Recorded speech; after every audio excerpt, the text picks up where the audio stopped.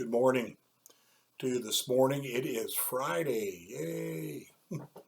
It is Friday, March the 12th, and we're moving through this week with John Stott's help.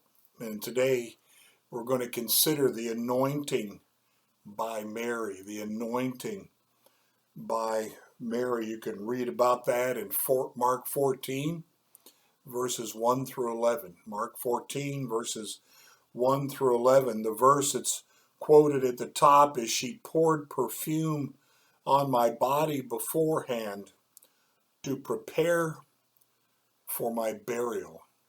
It's very hard to understand sometimes, those words. And did she know? Or was Jesus shedding light on that action? Mark chapter 14, verses 1 through 11, the anointing by Mary.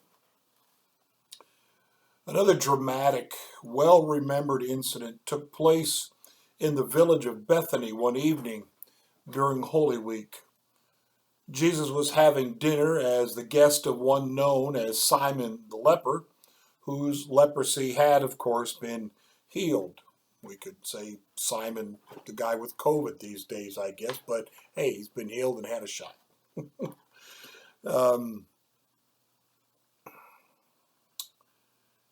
As Jesus was reclining at the meal, a woman approached him from behind. Mark preserves her anonymity, but John identifies her as Mary of Bethany, one of the two sisters of Lazarus, who had recently been raised from the dead. And you find that in John chapter 12. Mary had brought with her an alabaster jar of very expensive perfume. She broke the jar and poured the perfume over Jesus' head. Is it possible that her anointing of him was her way of acknowledging him as the Messiah? But the bystanders were indignant over the waste.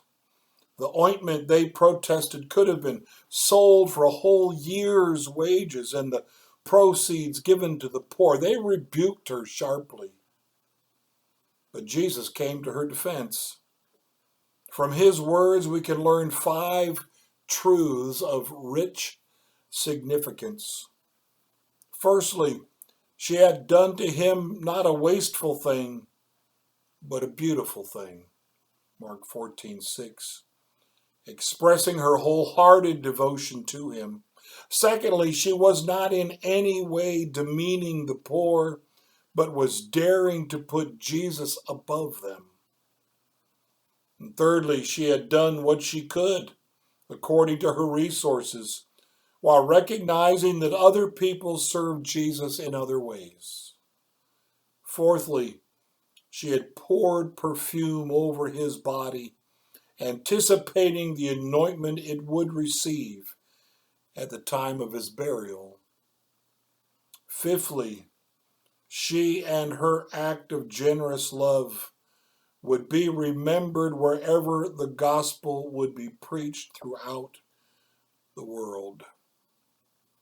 Mary's act of self-sacrifice is deliberately set in relief by Mark against the dark background of Judas's act of treachery, to which we come tomorrow on our next episode. Make sure to tune in. What a great display. What a costly display of love. Sometimes when we see somebody do such a thing, we don't understand it. We're amazed at a person who's willing to give up a kidney maybe, or some other great sacrifice because of love. And that's what Jesus said that Mary had done. She had displayed love. She had displayed sacrifice. She wasn't neglecting others in doing that. She just was just putting Jesus first. I like that. I'd not considered that before. Meanwhile, she's criticized. And she seems to be criticized by those who themselves are not loving Jesus like they should. It's funny, isn't it? Well, I don't know if funny is the right word, but it's kind of strange. You think about the Pharisees that have gotten on Jesus' case and gotten his face and tried to make him look bad with their arguments, with their debates, trying to make him look bad. Well, all the while it's they that have the real problem. And that's what comes out of the heart and out of the mouth of the self-righteous. Meanwhile, people like Mary, they simply humble themselves in loving response to Jesus and what Jesus has done for them. It's a great picture. It's a great picture. She's done what she could. It's not a wasteful thing she has done, but wholehearted devotion. She's not, as I said, not demeaning the poor. Done what she could.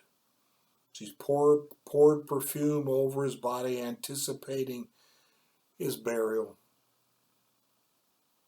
And her act is an act of generous love that Jesus says will be proclaimed forever. It's a sacrifice, an example of love and sacrifice that we maybe could learn from. What do you think? We like to hold on. We like to feather our nest. We like to have ourselves set. But she sacrificed so much to show her love to Jesus, and he commends her for it. Let's make choices that Jesus can commend with our resources of time, of abilities, of money, and honor and glorify him in the way we use all of it. For all of it is a gift from him to us. Blessings to you on this Friday.